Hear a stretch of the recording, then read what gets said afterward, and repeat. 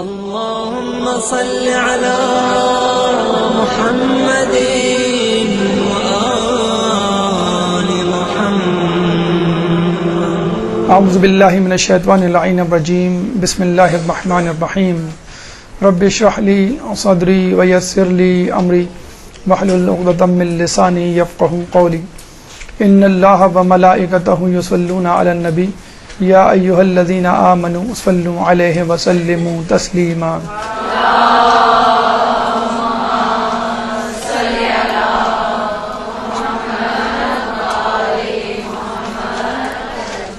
زیارت عراق کے حوالے سے ہماری گفتگو کا سلسلہ جاری ہے، اور اس ضمن میں نجف کے مقدس شہر کی زیارت سے، اس کی برکتوں سے بہرہ مند ہو رہے ہیں. اور جیسا کہ ہم نے پچھلی نشست میں ذکر کیا کہ حرم میں موجود ہر چیز، ہر شے، ہر کونا قابل دید ہے. ثمرات اور دنیاوی ثمرات ہوں یا اخروی، تمام قسم کے ثمرات سے بھرپور ہے، بشرطے کہ انسان چشم معرفت رکھے. چنانچہ ہم نے ذریعہ مقدس وہاں موجود آرام کرنے والے ہمارے پہلے امام امیر المومنین مولائے کائنات اللہم صلی علی محمد و علی محمد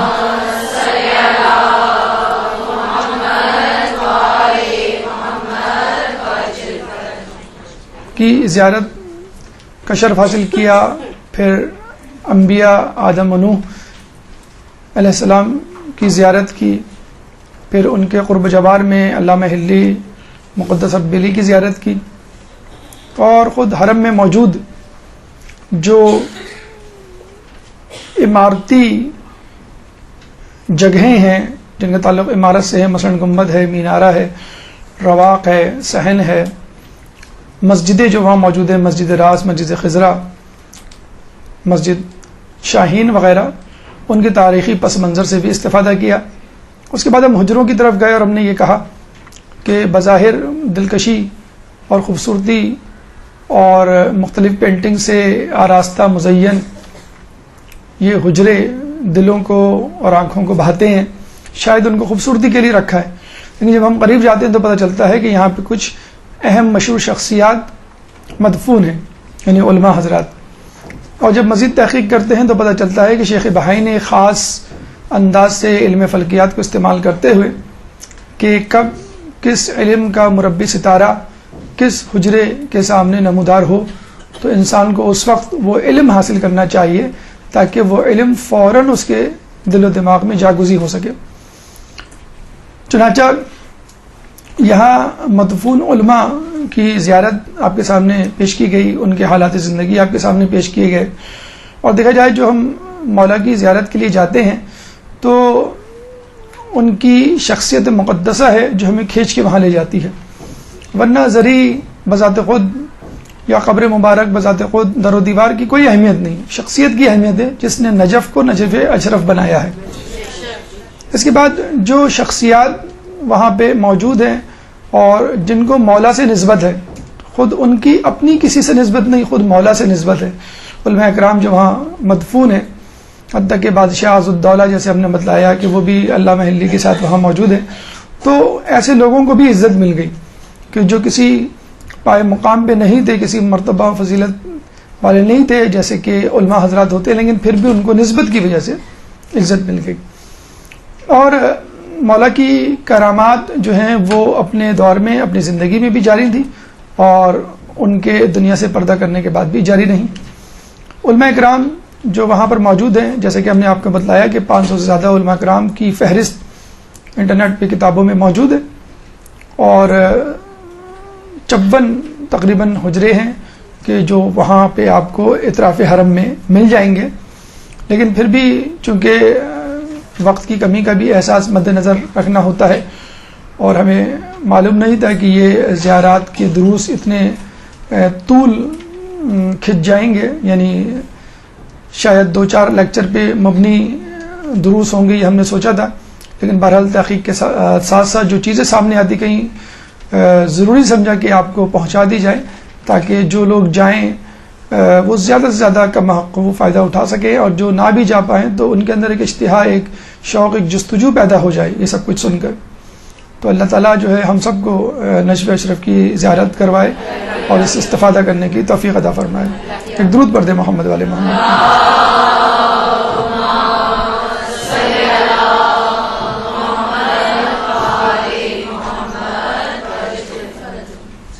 ہم نے یہ کہا کہ باب کبیر سے جب آپ داخل ہوتے ہیں، جو کہ پائنتی والا دروازہ ہے، اس کے الٹے ہاتھ پہ تھوڑا سا آگے جا کے باب قبلہ ہے۔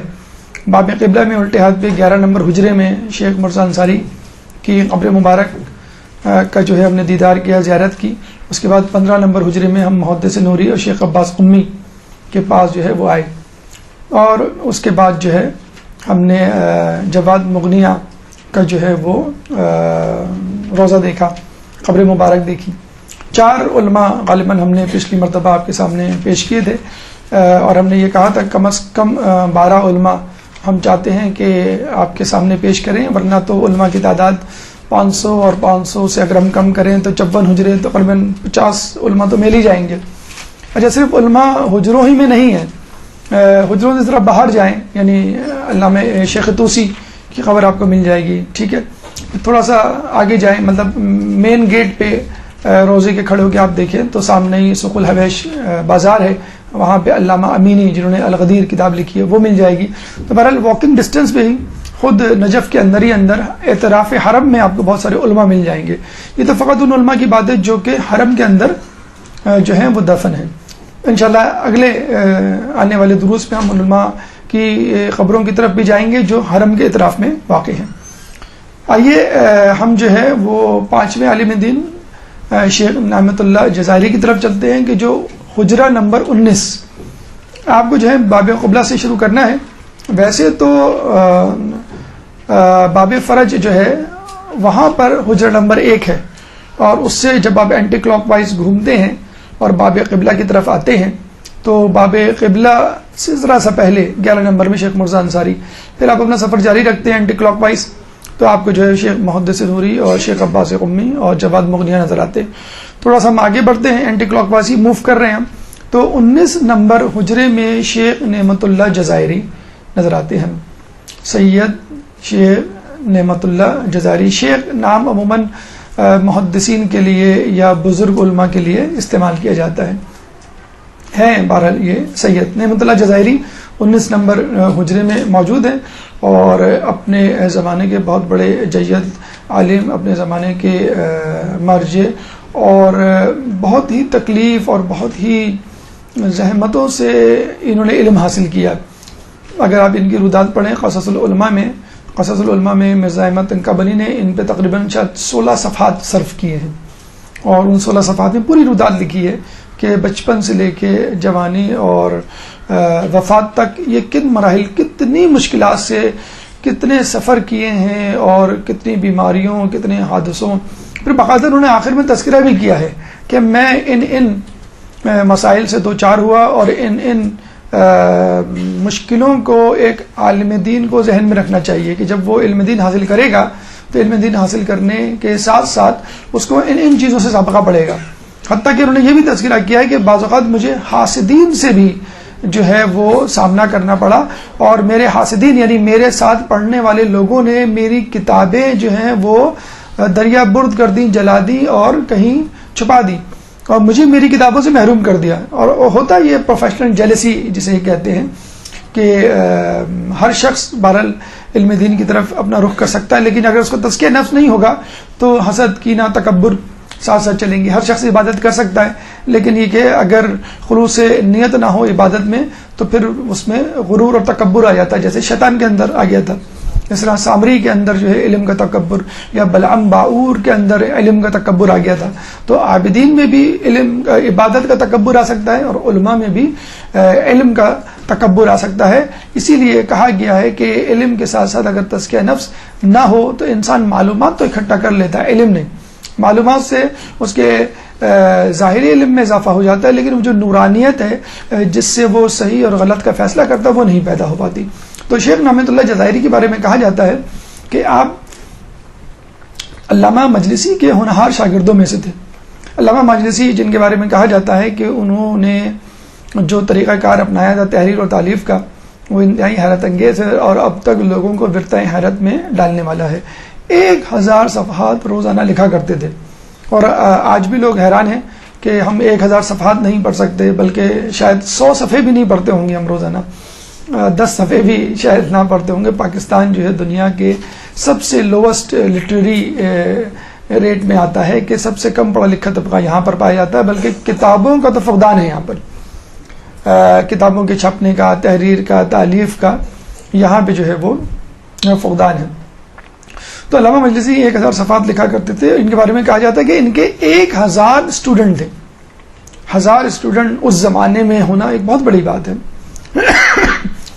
اس کے ساتھ ساتھ کافی متمول تھے اور کہتے ہیں کہ اس زمانے کے علماء جو غربت کا شکار تھے وہ ان سے کہا بھی کرتے تھے کہ آپ نے جو انداز طریقہ زندگی اپنایا ہوا ہے وہ مناسب نہیں, آپ کو فقر و فاقہ کی زندگی گزارنی چاہیے, آپ کو زہد اختیار کرنا چاہیے. تو انہوں نے یہی کہا تھا کہ میں زہد کا مطلب فقر و فاقہ نہیں ہے, زہد کا مطلب ہے کہ دنیا میں دل نہ لگانا, اور ٹھیک ہے میرا دنیا میں دل نہیں لگا ہوا. اور اپنی اسی مال و دولت سے انہوں نے کئی کام کیے, یعنی طلبہ کی مدد کی, فقیر و مسکینوں کو کھانا کھلایا, مساجد مدارس کی تعمیرات اور ان کی فلاح و بہبود اور ان کا خرچہ چلانا, بہت سارے کام انہوں نے اپنے ذمے لیے ہوئے تھے. خود شیخ محدث نوری کہا کرتے ہیں کہ میری مالی مشکلات سب سے پہلے اور ہمیشہ کے لیے وہ علامہ مجلسی سے ملاقات کرنے کے بعد ختم ہوئی. یعنی جب تک میں علامہ مجلسی سے نہیں ملا تھا میں ہمیشہ مالی مشکلات کا شکار رہتا تھا, اور مجھے فائدہ یہ ہوا علامہ مجلسی کے ساتھ کہ نہ صرف مالی مشکلات میری حل ہو گئیں بلکہ ایک عالم دین اور ایک صحیح استاد یعنی خضر کی صورت میں مجھے استاد مل گیا. پھر انہوں نے باقی زندگی انہی کے ساتھ گزاری. علامہ مجلسی کے بارے میں محدث نوری فرماتے ہیں کہ بڑے ہی پرمزاح شخصیت تھے, یعنی ہیومرس پرسنالٹی تھی, ہنسی مذاق کیا کرتے تھے, اپنے اسٹوڈنٹ کے ساتھ بے تکلف رہا کرتے تھے کہ کوئی اسٹوڈنٹ, کوئی میرا شاگرد جو ہے کسی روب و دبدبے اور کسی پریشر دباؤ کی وجہ سے, کسی خوف کی وجہ سے میری اطاعت نہ کرے بلکہ کھلے دل سے میری اطاعت کرے, میری بات کو مانے. تو علامہ مجلسی اکثر محدث نوری کو جو ہے وہ ٹھہرا لیا کرتے تھے یا کہہ دیا کرتے تھے کہ مدرسہ ختم ہونے کے بعد تم شام میں یا مغرب کے بعد میرے پاس آ جانا. پھر وہاں بیٹھ کے جو ہے ان کی تصنیف و تالیف میں مدد کیا کرتے تھے, جیسے شیخ عباس قمی کے بارے میں ملتا ہے محدث نوری کی مدد کیا کرتے تھے. تو نعمت اللہ جزائری کے بارے میں ملتا ہے کہ وہ اکثر جایا کرتے تھے, ان کے ساتھ بیٹھا کرتے تھے, تصنیف و تعلیف میں ان کی مدد کیا کرتے تھے. کبھی وہ املا کرواتے تھے تو وہ لکھا کرتے تھے, کبھی کتابوں میں سے حدیثوں کو ڈھونڈنا. اس زمانے میں کمپیوٹر تو تھا نہیں کہ آپ رائٹ کلک پہ موضوع لکھیں اور رائٹ کلک کریں تو بہت ساری حدیثیں آ جائیں. تو مختلف اور موٹی موٹی کتابوں کو اٹھانا اور ان کو پڑھنا اور اس میں حدیثیں ڈھونڈنا, ورق پلٹانا بہت مشکل کام ہوا کرتا تھا. تو نعمت اللہ جزائری کہتے ہیں کہ حالانکہ پرمزاح شخصیت تھے اور مجھ پہ بہت مہربان تھے, میں 1000 طالب علموں میں ان کا ہونہار ترین شاگرد تھا. یعنی سب سے بہترین شاگرد جو ہے وہ محدث نوری کا جو ہے ان کا شمار ہوتا تھا. لیکن وہ کہا کرتے تھے اتنی قربت تھی, اتنا مجھے چاہتے تھے, لیکن جب بھی میں ان کے کمرے میں داخل ہوتا حجرے میں تو ٹھہر جایا کرتا تھا, کیونکہ جب بھی میں ان کے سامنے ان کے پاس حاضری دیا کرتا تھا تو دل میرا دھڑکنے لگتا تھا کہ اتنی بڑی شخصیت کے پاس جا رہا ہوں, کوئی بے ادبی کوئی بے احترامی نہ ہو جائے. تو ان کے حجرے کے دروازے کے باہر کھڑا ہو کے کچھ دیر میں اپنے دل کی دھڑکنوں کو درست کیا کرتا تھا, یعنی اپنے آپ کو جو ہے وہ اپنے حواس میں آیا کرتا تھا, پھر جو ہے ان کے حجرے میں حاضری دیا کرتا تھا. نعمت اللہ جزائری کے بارے میں ملتا ہے کہ اتنی زیادہ فقر و فاقہ اور پریشانی کے عالم میں زندگی گزاری کہ بعض اوقات 2 دن گزر جاتے تھے, کچھ نہیں کھانے کو ملتا تھا, فقط پانی پہ. جیسے ہم نے آپ کو بتلایا پہلے کہ مقدس اردبیلی تربوز کے چھلکے کھایا کرتے تھے, تو یہ صرف مقدس اردبیلی کے نہیں ہے, اکثر طلباء یعنی علماء اپنے طالب علمی کے زمانے میں اسی طرح زندگی گزارا کرتے تھے. تربوز کے چھلکے ہی کیا, جو بھی گلی سڑی سبزی مل جائے بعض اوقات اس پہ گزارا کیا کرتے تھے. تو نعمت اللہ جزائری کے بارے میں ملتا ہے کہ وہ بھی اسی طرح تربوز کے چھلکے کھایا کرتے تھے. بعض اوقات پورا دن 2 دن گزر جاتے تھے, ان کو کھانے کا کچھ نہیں ملتا تھا, تو وہ پانی پہ گزارا کیا کرتے تھے. تو کہتے ہیں ایک دفعہ میری بھوک سے شدید بری حالت تھی اور صرف پانی کے علاوہ میں 2 دن سے کچھ نہیں کھایا تھا. تو ساتویں امام موسیٰ کاظم علیہ السلام کے بیٹے اللہم صلی علی محمد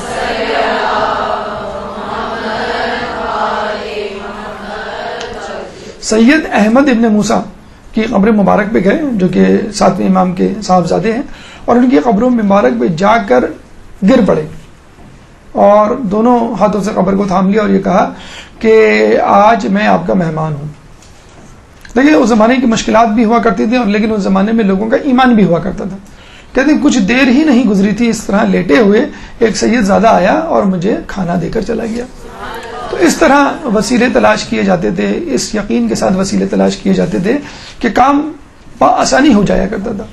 بہت سارے واقعات، جیسے ہم نے کہا ہے ایک کتاب حیرت انگیز واقعات، جس میں اس قسم کے واقعات معصومین کی زیارتوں کے حوالے سے معجزات کرامات لکھے ہوئے ہیں کہ مثلا ایک شخص نے جو ہے مولا کے حرم میں آ کے دعا کی کہ مولا میرا قرض ادا کر دیجیے۔ تو کہتے ہیں کہ جب وہ اپنے گھر گئے تو ایک شخص آیا اور اس نے جو ہے وہ تھیلی دی، تھیلی میں اتنی رقم تھی جتنا قرض تھا۔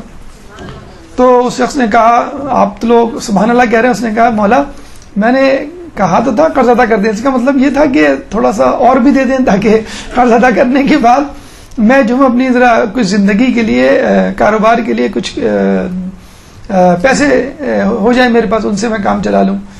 تو پھر انہوں نے کہا کہ چلو یہ رقم تو فی الحال اس قرض خواہ کو دے دیں جو مانگ رہا ہے، اس کو قرض دے دیا۔ پھر آ کے مولا سے کہا کہ مولا جو ہے میں چاہتا ہوں کہ تھوڑا سا اور مل جاتا مجھے تاکہ میں اپنی گزر بسر کے لیے کوئی چھوٹا موٹا کاروبار کر لیتا۔ تو جتنی رقم ان کے ذہن میں تھی اتنی رقم دوبارہ دوسرے دن ایک شخص نے آ کے ان کو دی۔ تو بھوک پیاس کیا، مال و دولت کیا، اولاد کیا، سب چیزیں مل جایا کرتی تھی، مشکلات بھی ہوا کرتی تھی، لیکن لوگوں کی ایمان بھی ہوا کرتے تھے۔ اب شاید یہ معجزات اور کرامات نہیں ہوتے کیونکہ ہمارا مادی وسائل پر جو ہے وہ زیادہ سہارا یا ایمان ہو گیا بنسبت ان چیزوں کے۔ انہی محدث نوری، ایک تو ہم نے بتایا تھا کہ شیخ عباس قمی کے بارے میں ان کی بینائی کمزور ہوئی، آنکھوں میں درد ہوا تو کافی انہوں نے لے لی، محدث اصول کافی کو اپنی آنکھوں سے لگایا اور بینائی ٹھیک ہو گئی۔ پھر محدث نوری کے بارے میں بتلایا تھا، ان کے بارے میں بھی ملتا ہے کہ ان کی آنکھ اتنی کمزور ہو گئی تھی چاندنی رات میں پڑھتے پڑھتے، اور کہتے تھے کہ اپنے حجرے میں جب یہ پڑھتے تھے تو کھڑکی سے جب چاند نظر آتا تھا تو اس کی روشنی میں پڑھا کرتے تھے، جب چاند جو ہے وہ تھوڑی دیر بعد آگے جاتا تو وہ دوسری کھڑکی پہ جاتے۔ اس طرح جتنی جگہوں پہ چاند جاتا بیچارے وہ اس طرح گھومتے۔ اور آپ کو معلوم ہے آخری رات میں، آخری پہر میں چاند نہیں ہوتا ہے، لیکن چاندنی رات کتنے دن رہے اور کتنی دیر تک اس کی روشنی رہے۔ تو بہرحال ان کی شیخ مرزا انصاری کے بارے میں ملتا ہے کہ ان کی بھی روشنی اور بینائی اسی لیے کم ہوئی چاندنی رات میں پڑھ کے، اور ان کے بارے میں ملتا ہے کہ ان کی بینائی کمزور ہو گئی تھی چاندنی راتوں میں پڑھ کے۔ انہوں نے بھی وہی کیا جو کہ شیخ عباس قمی نے کیا، جو شیخ محدث نوری اور جتنے لوگ گزرے ہیں کہ خاک شفا کو کربلا کبھی گئے، کبھی مولا حسین کی قبر مبارک پہ، کبھی مولا علی کی، اس طرح جہاں جہاں جاتے وہاں کی قبر مبارک سے جو ہے وہ مٹی اٹھا کے لے آتے، خاک شفا اٹھا کے لے آتے اور اس کو جو ہے وہ اپنی آنکھوں پہ لگاتے اور بینائی ان کی واپس آ جاتی۔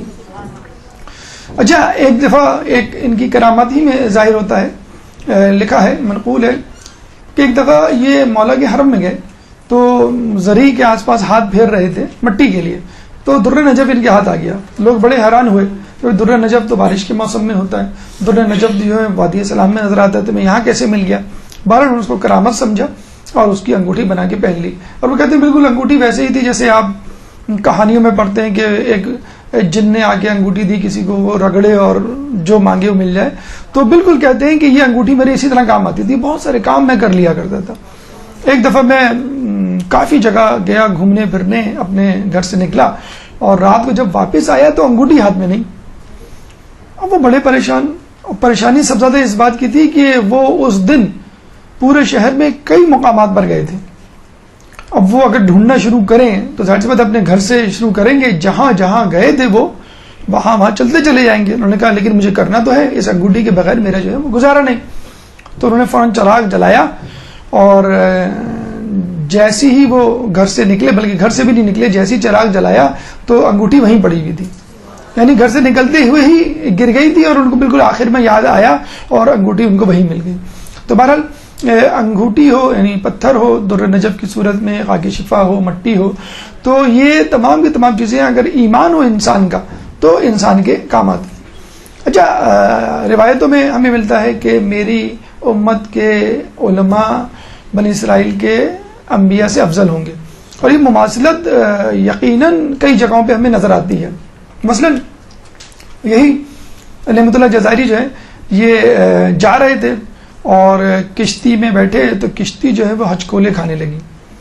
تو اچھا پہلے زمانے میں بہت مشہور و معروف تھا کہ اگر کشتی ہچکولے کھانے لگے اور ڈولنے لگے اور کوئی وجہ سمجھ میں نہ آئے تو اس کا مطلب ہے کہ کوئی گناہ گار شخص موجود ہے, کوئی اپنے آقا سے بھاگا ہوا غلام موجود ہے, یا کوئی شخص ہے جس کو سفر نہیں کرنا چاہیے اور وہ سفر کر رہا ہے. یہ چیزیں ہوا کرتی تھی. یونس علیہ السلام کے بارے میں ملتا ہے کہ جب وہ کشتی میں بیٹھے تھے کشتی ہچکولے کھانے لگی تو لوگوں نے یہی کہا کہ کوئی غلام ہے جو اپنے آقا سے بھاگا ہوا ہے. اور وہ کس طرح بھاگے تھے کہ جب وہ شہر گئے تو اور دیکھا کہ عذاب نہیں آیا میری امت پہ, جیسے کہ میں نے کہا تھا کہ بدھ کو عذاب آئے گا, جب وہ بدھ کے بعد گئے تو عذاب نہیں آیا تو وہ بڑے شرمندہ ہوئے کہ لوگ تو ان کا مذاق اڑائیں گے کہ تم تو نبی ہو, تم تو کہتے تھے عذاب آئے گا اور اب جو ہے تم کہہ رہے ہو کہ دیکھو عذاب تو نہیں آیا, اللہ نے ہمیں معاف کر دیا. انہوں نے کہا مجھے شرمندگی ہوگی اپنی قوم کے سامنے, وہ کیا سوچیں گے یہ کیسا نبی ہے. تو وہ الٹے پاؤں واپس آ گئے, اللہ سے کوئی دعا کوئی کلام نہیں کیا. تو ایک ترک اولا جو ان سے ہوا تھا اللہ تعالیٰ نے ان کو اس سزا سے یا اس زحمت سے دوچار کیا. تو کشتی ہچکولے کھانے لگی تو لوگوں نے کہا کہ غلام اپنے آقا سے بھاگ کر آیا ہے, قرآن ڈالو. جتنے لوگ کشتی میں موجود تھے ان کا قرآن ڈالا تو یونس علیہ السلام کا نام نکلا. پھر قرآن ڈالا کہ بھئی یہ کیسے ہو سکتے ہیں اپنے آقا سے بھاگے ہوئے. پھر دوبارہ بھی ان کا نام لکھا, تیبارہ بھی ان کا نام نکلا. تو دیکھیں ہم اور آپ بہت سارے کاموں کو جو ہے وہ کرتے ہیں, نہیں کرتے ہیں اس لیے کہ ہماری توجہ نہیں ہوتی. مثلا کوئی غلط بات, کوئی حادثہ, کوئی بیماری, کوئی خلاف توقع, خلاف مزاج بات ہو جائے تو نیکوکار ہمیشہ یہی سوچتا ہے کہ کہیں مجھ سے کوئی غلطی تو نہیں ہوئی. جیسے شیخ عباس قمی جب بینائی کمزور ہوئی تو انہوں نے کیا سوچا کہ کہیں اہل بیت نے اپنی محبت سے مجھے دور تو نہیں کر دیا, اپنی ولایت سے محروم تو نہیں کر دیا, خدا نخواستہ اتنی بڑی بات. تو جب کشتی ہچکولے کھانے لگی, بلکہ ہچکولے نہیں کھانے لگی, وہ ریت میں پھنس گئی. اور جو ملح تھا اس نے کہا آج تک کبھی ایسا نہیں ہوا, یہاں ریت ہے ہی نہیں, میں نے تو کبھی نہیں دیکھی. جیسے آپ کی گاڑی میں چلتے چلتے اسپیڈ بریکر آ جائے, آپ کہیں بھی اسپیڈ بریکر تو تھا ہی نہیں یہاں پر, یہاں کیسے آ گیا. تو وہ ریت میں پھنس گئی, نیچے اترے تھے, ایک دن ایک رات لگ گئی. تو وہ ریت ہٹائی, پھر دوبارہ کشتی کو آگے بڑھایا, تھوڑی دیر آگے گئے, پھر کشتی پھنس گئی, پھر ریت. اور وہ ملح بڑا پریشان کہ بھئی یہ سفر تو بہت آسان ہے اور میں خود کئی مرتبہ اس راستے سے جا چکا ہوں, میں نے تو کبھی ریت نہیں دیکھی, آج کیوں ریت ہے. جب 2-3 مرتبہ ایسا ہوا تو آپ نے یہ کہا کہ ہو نہ ہو یہ سفر میرے لیے مناسب نہیں. انہوں نے خود سے پوچھا کہ آج کون سی تاریخ ہے, تو پتہ چلا کہ جمادی الثانی کی آخری تاریخیں تھیں. آج اب جو ہے وہ ہمارا مہینہ شروع ہو گیا ہے, آخری تاریخ. اس کے بعد جو ہے وہ رجب, انہوں نے کہا 13 رجب. اور اتفاق سے جہاں سے وہ گزر رہے تھے نجف اشرف قریبی تھا. ایک ہوتا نا کہ آپ کہیں سے گزرے تو آپ کے دل میں آتا ہے کہ چلو میں یہاں سے بھی ہو کے اپنا کام کر لوں, یہاں سے بھی یہاں کی بھی زیارت کر لوں, یا ان صاحب سے بھی مل لوں. تو ان کے دل میں یہ آ تو رہا تھا کہ جب میں نجف اشرف کے قریب سے گزر رہا ہوں تو کیوں نہ میں زیارت کر رہا ہوں, لیکن بس انہوں نے ضروری نہیں سمجھا ہوگا کہ چلو مجھے گھر جانا ہے اپنے ملک. تو ان کے ذہن میں آیا کہ جب 13 رجب اتنی بڑی مخصوصی آ رہی ہے اور نجف اشرف جو بہت زیادہ دور بھی نہیں ہے تو میں کیوں سفر کر رہا ہوں. تو ان کو فوراً یہ ذہن میں آیا کہ مولا چاہتے ہیں کہ میں ان کے حرم کی زیارت کروں, اس لیے بار بار میرے سفر میں رکاوٹ پیدا ہو رہی ہے. چنانچہ کشتی والے کو کہا کہ بس میں اپنا سفر ترک کرتا ہوں, مجھے آگے نہیں جانا, اور وہیں سے الٹے پاؤں واپس پلٹے اور مولا کی زیارت کے لیے نجف اشرف چلے گئے. تو یہ دیکھیں جو نیکوکار ہوتا ہے, محبان اہل بیت میں سے ہوتا ہے, اللہ تعالیٰ اس کو بہانے سے نیکی کرنے کا موقع فراہم کرتا ہے. ان کی بہت ساری کتابیں ہیں, انوار النعمانیہ, تزکیہ نفس, اخلاقیات اور اپنے آپ کو سنوارنے کے حوالے سے. شرح لکھی ہے انہوں نے نہج البلاغہ کی, صحیفہ کاملہ کی شرح جامی بھی انہوں نے لکھی ہے. غایۃ المرام فی شرح تہذیب الاحکام, تہذیب الاحکام کی شرح بھی انہوں نے لکھی ہے. نور سافٹ ویئر آج کل بہت کامن ہے, لیکن اتفاق سے فارسی اور عربی میں اس کے سارے سافٹ ویئر ہیں. تو وہ ایک بڑا اچھا کام کر رہے ہیں کہ جتنے بھی مشہور علماء گزرے ہیں, معروف یا غیر معروف, آہستہ آہستہ ان علماء کی تمام تصانیف ایک سی ڈی میں بند کر رہے ہیں. جیسے علامہ مجلسی نے جو کچھ لکھا, امام خمینی نے جو لکھا, خوئی صاحب نے جو لکھا, تو جن افراد کی جتنی تصانیف ہیں ابراہیم امینی ہیں آپ کے دست غیب ہیں ایک سی ڈی میں، تو ان کی بھی آثار محدثی یا آثار جزائری کر کے جو ہے ان کی تمام تصانیف جو ہے ایک سی ڈی میں بند کر دی ہیں. تو اگر فارسی کی کسی کو شدبد ہو تو نور سافٹ ویئر کو استعمال کر کے بعض اوقات تو انہوں نے یہ بھی کیا ہے کہ ایک سی ڈی میں 15 تفاسیر ہیں، ایک سی ڈی میں 40 تاریخ کی کتابیں ہیں، ایک سی ڈی میں جو ہے وہ پوری مطلب جو ہے وہ بحار الانوار اور 4 کتب اربع جو ہے وہ شامل ہیں. اچھا، اس کا طریقہ یہ ہے کہ انہوں نے باقاعدہ اس کو ٹائپ کیا ہے، اور ٹائپ کرنے کا فائدہ یہ ہے، فرض کر لیں بحار الانوار میں مولا علی کی فضیلت آپ لکھ دیں، اس کے اوپر وہ تمام فضیلت سے متعلق احادیث آ جائیں گی. بی بی سیدہ آپ لکھ دیں، تمام احادیث آپ کو آ جائیں گی. شہید مطاری کی تمام کتابیں انہوں نے ایک ہی جو ہے سی ڈی میں ڈال دی ہیں. شہید مطاری نے مثلا عورت کی آزادی یا حجاب سے متعلق کہاں کہاں کچھ کہا ہے، تو وہ آپ لکھ دیں، وہ ہر جگہ ہر کتاب میں جو اب آپ کو پوری کتاب مطلب جو یہاں پہ ذاکرات ہیں یا استاد ہیں یہ جو پڑھاتے ہیں ان کے لیے مدرسین کے لیے بہت اچھا طریقہ ہے کہ بس آپ وہ لکھ دیں، آپ کو پوری کتاب بھی نہیں پڑھنی پڑ جائے گی، بس یہ بتا دے گا وہ کہ فلاں کتاب کے فلاں صفحے پہ اتنا پیراگراف اتنا مٹیریل اس چیز سے متعلق ہے. تو آپ بڑے مزے سے ایک ہی موضوع سے متعلق کئی کتابوں کو مکمل طور پہ پڑھے بغیر درس تیار کر سکتے ہیں.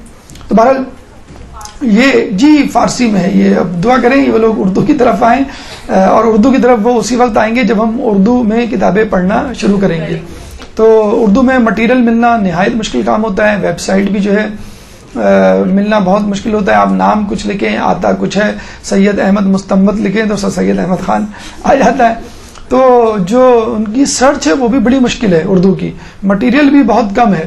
لیکن بہرحال جتنی کتابیں اویلیبل ہیں کم از کم آپ ان سے ضرور فائدہ اٹھائیں جو ویب سائٹس موجود ہیں.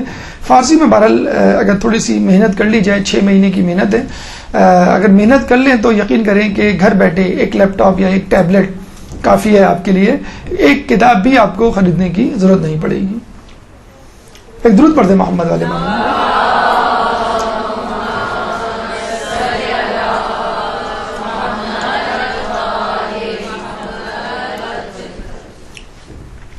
مرزا حسین نائینی اصفہان نائن نامی علاقے میں آپ پیدا ہوئے، اور یوں سمجھ لیجیے جیسے علامہ اقبال کے بارے میں کہا جاتا ہے کہ انہوں نے قیام پاکستان کا خواب دیکھا، ان کے بارے میں یہی کہا جاتا ہے کہ ایران کا خواب، ایران کے انقلاب کا خواب یا اسلامی حکومت کا قیام، اس میں انہوں نے بہت زیادہ کام کیا اور لوگوں کو بتلایا کہ ہم جو ہے ایک اسلامی حکومت یا اسلامی معاشرہ جو ہے وہ کس طرح تشکیل دے سکتے ہیں.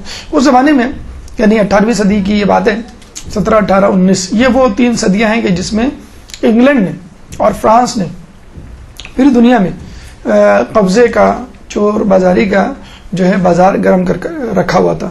اور بڑے فخر سے یہ کہا جاتا تھا کہ ایک زمانہ تھا کہ برطانوی حکومت کا سورج نہیں غروب ہوتا تھا، یعنی جب وہ غروب ہوتا تھا تو اسی کی کسی کالونی میں نمودار ہوتا تھا. اور ان کا طریقہ کیا ہوتا تھا کہ کاروبار کے ذریعے، کیونکہ ان کے پاس مشینیں موجود تھیں برطانیہ میں، ان مشینوں سے جلدی را مٹیریل سے وہ مثلا کپڑے بناتے تھے، مشینیں بناتے تھے، موٹر کار بناتے تھے، اور پھر انہی جگہوں پہ جا کے بیچتے تھے. تو اپنے ایجنٹس تاجروں کی صورت میں انہوں نے جیسے پاکستان میں بر صغیر پاک و ہند میں بھیجے، ایسٹ انڈیا کمپنی، اس طرح ایران عراق میں بھی بھیجے، اور آہستہ آہستہ لوگوں کو اپنا غلام بنایا. جیسے اب پاکستان میں بھی آپ دیکھ رہے ہیں چائنا جس طرح چھا رہا ہے اسٹاک ایکسچینج میں، گوادر ایئرپورٹ پہ، اسٹیل مل میں، سڑکوں پہ، تو مختلف جگہوں پہ آپ دیکھتے ہیں. تو جب کوئی شخص باہر سے آتا ہے اور آپ کی اکانومی کو کیپچر کرتا ہے، مارکیٹ کو، تو معاشی طور پہ بھی بدحال ہوتے ہیں ہم، اور تہذیبی طور پہ بھی مفلوق الحال ہو جاتے ہیں. پھر آپ کو اس کمپنی اور اس ماحول میں ڈھلنا پڑتا ہے. جیسے انگریز جب یہاں پر آیا تھا تو اس نے جو انگریزی کو رواج دیا، اس نے جو اپنے لباس کو رواج دیا، اس نے جو ہے اپنی ثقافت کو، مکس گیدرنگ کو اور تھیٹر کو یا ڈراموں کو، فلموں کو رواج دیا. تو یہی کام جو ہے انگریز نے ایران، عراق اور دوسری جگہوں پہ کرنے کی کوشش کی.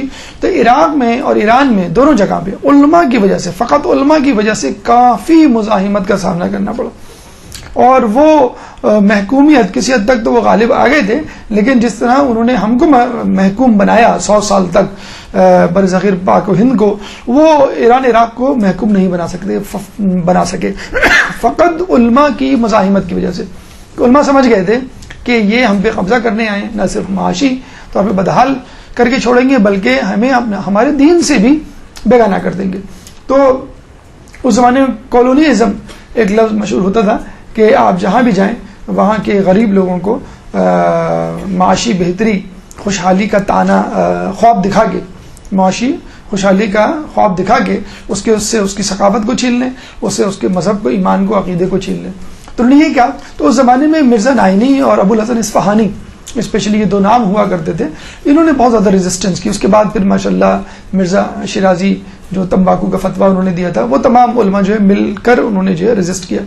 تو جب انہوں نے کمیونزم کے خلاف آواز کو بلند کیا، جو اس زمانے میں یعنی وہ سمجھ لیا 18ویں صدی کا آخری تھا اور 19ویں صدی کی شروعات تھی.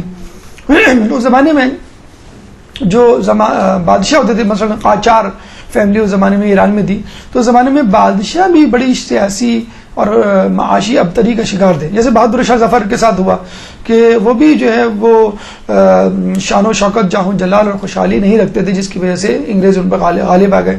تو قاجار کے ساتھ بھی یہی ہوا اور جو فیملی تھی ان کے ساتھ بھی قاجار کی یہی ہوا.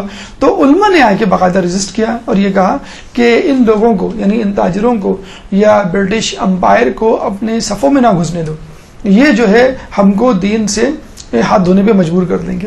تو ان کو جلاوطن کیا، مطلب بادشاہ نے اور برٹش ایجنٹس نے مل کر، اور یہ پھر جو ہے وہ ایران گئے اور ایران میں ابو الحسن اصفہانی ان کے ساتھ موجود تھے، عبد الکریم حائری وہاں موجود تھے. تو ان تمام لوگوں نے ایران کی اول انقلاب کی بنیاد رکھی اور وہاں پہ کولونزم اور استعمار کو آنے سے وہاں روکا. یہ ایک ٹکٹ جو ایران نے جو ہے ان کی ولادت کے موقع پہ جاری کیا. اب آئیے 7ویں عالم دین جو حجرہ نمبر 23 میں مدفن ہے، سید احمد مستنبط. ایک درود پڑھ دیں محمد علیہ محمد.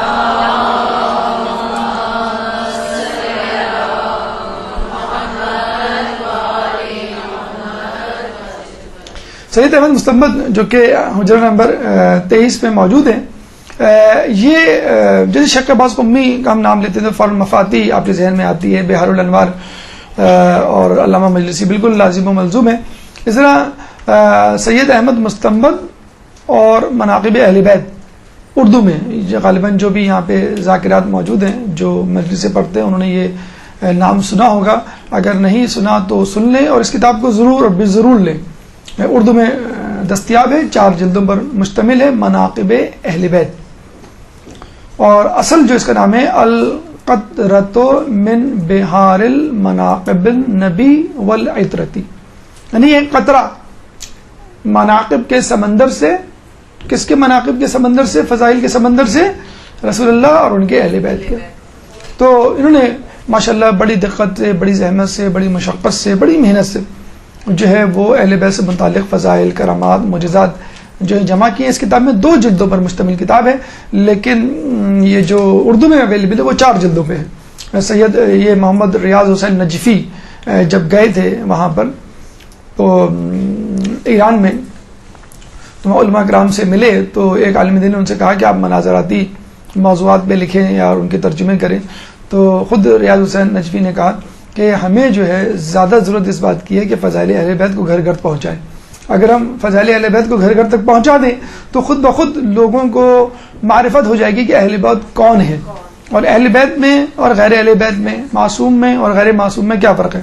تو وہ خود بخود ان لوگوں سے نفرت کرنے لگ جائیں گے کہ جو دشمنان اہل بیت تھے.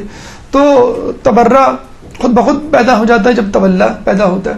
تو چنانچہ انہوں نے کہا کہ میں چاہتا ہوں کہ کسی بہترین کتاب کا انتخاب کروں کہ جو فضائل اہل بیت سے متعلق ہو اور اس کا میں ترجمہ کروں اردو میں. تو لوگوں نے ان کو مشورہ دیا کہ آپ القطرۃ من بحار المناقب النبی والعطرتی کہ آپ اس کا ترجمہ کریں. تو پھر انہوں نے اس کتاب کا ترجمہ کیا اور اردو میں اب یہ کتاب موجود ہے. بہت بہترین کتاب ہے اور اس کو ضرور پڑھیں. معجزات، کرامات، تقوی، سخاوت، غیر جو بھی خوبی ایک انسان میں ہو سکتی ہے اہل بیت میں وہ اپنے بدرجہ اولا موجود تھی اور ان کے تذکرے اس پہ موجود ہیں. اس حوالے سے اس کی اہمیت اور فضیلت کے حوالے سے ایک واقعہ ہمیں ملتا ہے جو ان کے بیٹے نے سنایا کہ میرے والد نے پہلی جلد لکھنے کے بعد، 2 جلدیں تھیں اس کی القطرہ کی، پہلی جلد لکھنے کے بعد خواب میں دیکھا. اچھا یہ سید تھے اور سید کے لیے تو آپ کو معلوم ہے کہ بی بی سیدہ ان کے لیے محرم ہے. تو خواب میں دیکھا پہلی جلد لکھنے کے بعد کہ یہ بی بی کے زانوں پہ سر رکھ کے جیسے کوئی بچہ لیٹا ہوا ہوتا ہے لیٹے میں. تو بی بی سے پوچھا کہ اتنی بڑی قدر و منزلت کی کیا وجہ ہے کہ آپ کا مجھے اس طرح قرب حاصل ہوا جیسے ایک بچے کو ماں کا. تو بی بی نے کہا کہ یہ صرف اس وجہ سے ہے کہ تم نے ہمارے لیے القطرہ نامی کتاب لکھی. تو جس طرح مولا علی اپنے ہاتھوں سے پیالہ رکھ کے اپنے ہاتھوں سے علامہ حسین امینی کو جو ہے وہ سیراب کرتے تھے اور خواب میں ان کے آئے تھے, تو اسی طرح جو ہے سید احمد مستنبت کے لیے بھی ہے. تو یہ وہ علماء ہیں کہ جن کی جنت ہمارے اہل بیت نے اسی دنیا میں جو ہے وہ جس کی توثیق اور تصدیق کر دی کہ تم نے جو کام کیا ہے وہ اتنا اعلی و عرفہ کام ہے کہ تمہارے لیے جنت میں ہمارا پڑوس اور وہ سعادتیں ہونی چاہیے کہ جو ایک زحمت اٹھانے والے شخص کے لیے ہوتی ہیں. ایک درود پڑھ دے محمد والے محمد.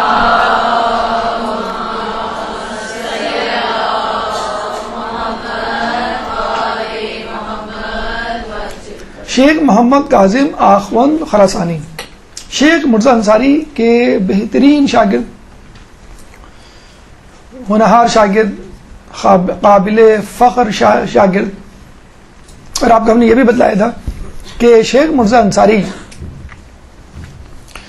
کی 2 کتابیں رسائل اور مقاصد حوزے میں پڑھائی جاتی ہیں, جس کے بعد آپ درس خارج کا رخ کرتے.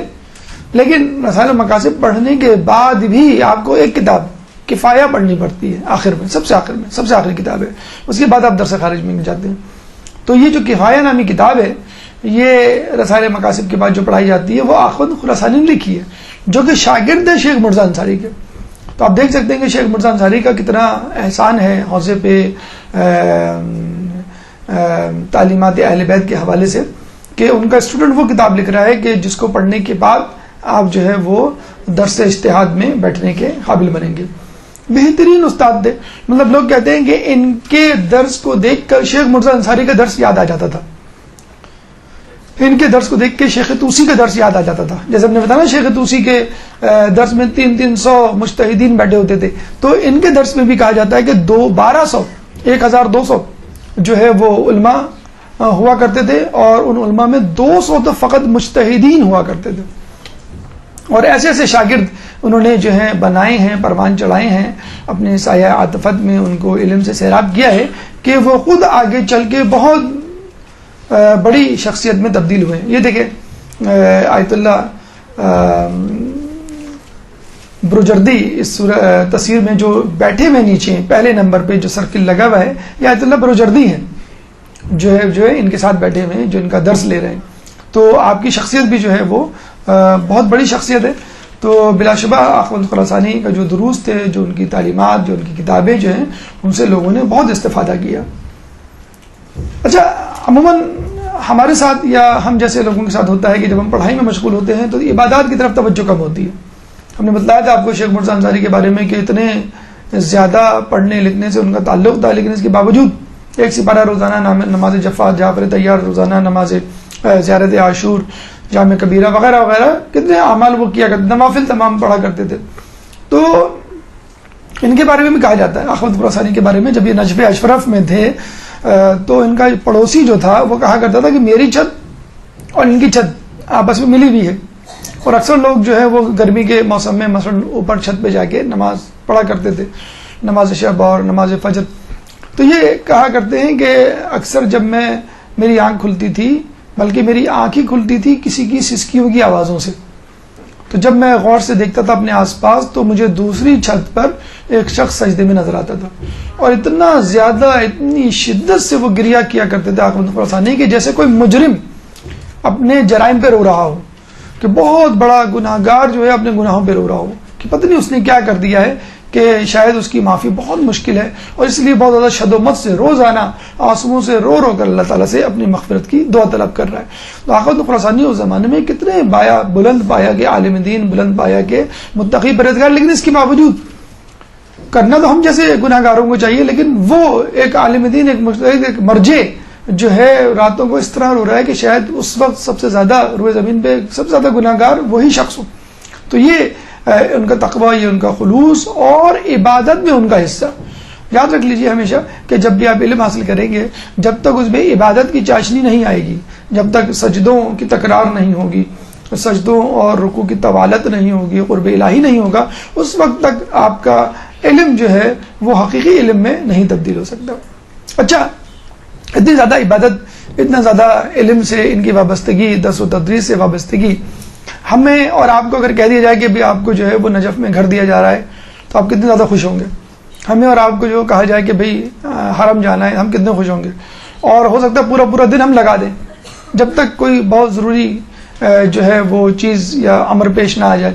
ان کے بارے میں ایک عجیب بات کی جاتی ہے احمد خراسانی کے بارے میں کہ جب یہ حرم جاتے تھے تو بہت جلدی زیارت پڑھ کے نکل آتے تھے.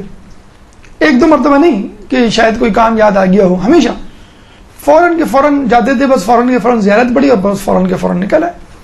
تو لوگ اس کو نوٹ کرتے تھے اور اس حد تک نوٹ کیا کہ انہوں نے باقاعدہ ان سے کہہ دیا کہ آقا بہت عجیب سا لگتا ہے، مطلب بہت برا لگتا ہے، سیدھی سی بات ہے کہ آپ اتنی جلدی نکل آتے ہیں.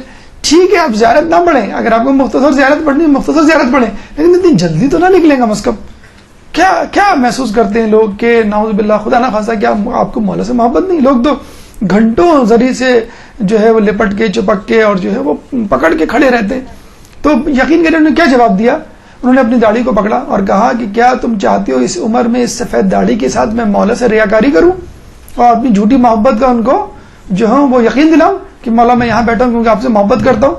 یعنی مولا کا ماننے والا تو وہ ہے کہ جو حرم میں ہو یا حرم سے باہر ہو، مولا کی باتوں میں اگر عمل کر رہا ہے تو بس کافی ہے. مولا حرم میں رہ کر اس کی جو ہے وہ زیارت کروا دیں گے. اور ہمیں ملتا ہے، جیسے آپ کو پہلے ہی بتایا تھا، کہ ایک پڑوسی نے دوسرے پڑوسی سے کہا جو امیر تھا، متمول تھا، خوشحال تھا، کربلا کی زیارت کو کیا اور کہا کہ میری طرف سے بھی سلام کر دینا. تو اس نے اپنی زیارت پڑھی، اپنا سلام پڑھا، اور جب اس کو یاد آیا کہ میرے غریب پڑوسی نے بھی کہا تھا، منتقی پرہیزگار تھا، عابد تھا، زاہد تھا، اس کی طرف سے جب سلام یعنی زیارت پڑھی، سلام کیا، تو فوراً قبر اقدس سے جواب آیا وعلیکم السلام. خود کا جواب نہیں آیا، اس کا جواب آیا جو موجود نہیں تھا. تو جو زیارت پہ نہیں جا سکتا اس کو دل نہیں چھوٹا کرنا چاہیے کہ ہم زیارت پہ نہیں جا سکے. زیارت پہ جانے کے لیے ہمیشہ یاد رکھیں کہ مزہ اس وقت ہے کہ جب مولا جو ہے آپ کو خوشی خوشی گلے لگائیں، مولا جو ہے وہ آپ کے سلام کا جواب دیں، مولا جو ہے وہ آپ سے خوش ہو. کچھ لوگ کہتے ہیں کہ بھئی مولا کا جب بلاوا آئے گا تو جائیں گے، اور کچھ ایسے لوگ پہنچ جاتے ہیں جن کو دیکھ کے آدمی غصے سے کہتا ہے کہ آپ کو بھی مولا نے بلایا ہے. تو پھر لوگوں نے علماء سے رابطہ بھی کیا کہ ہمیں حرم میں ایسے لوگ نظر آتے ہیں جن کو نہیں ہونا چاہیے. استغفر اللہ، مطلب ہوتا ہے بعض اوقات کہ ان کی وہی ایکٹیویٹیز مطلب حرم میں موجود ہیں، حرم کے بعد کوئی تبدیلی نہیں آئی، وہی فسق و فجور، وہی جو ہے وہ حرام مال اور یہ تمام چیزیں جاری ہیں. تو کسی نے کہا کہ بھائی ٹھیک ہے مولا جس کو بلاتے ہیں وہی آتا ہے، لیکن اگر کوئی گھس آئے اندر تو مولا اس کو بھگائیں گے تھوڑی. تو ٹھیک ہے اب کیا کر سکتے، تم بھی آگے نیاز آپ بانٹ رہے ہو، جو مجلس میں نہیں تھا وہ بھی آگے کھڑا ہو جائے. اب آپ اس کو چہرہ دیکھ کے تو نہیں کہیں گے تو مجلس میں ہم تمہیں نہیں دے رہے.